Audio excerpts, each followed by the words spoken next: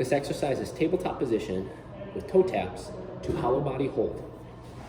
So you hold yourself in a tabletop position and you bring your opposite hand, so my left hand to my right foot.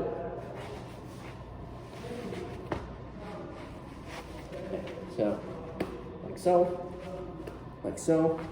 The higher your hips when you do this, the harder it is on your shoulders, which is good. Not hard like painful hard. Hard is they have to work harder to hold yourself up. Now from here, I tap, tap, I drop down, hollow hold. Come back up, tap, tap, hollow hold. If you want to make the hollow hold harder, behind your head like so. Look, tap, tap, hollow hold.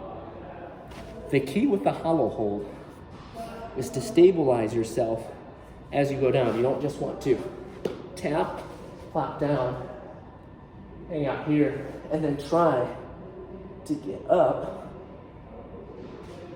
We want to lower ourselves into that position, not collapse on the floor and get up into that.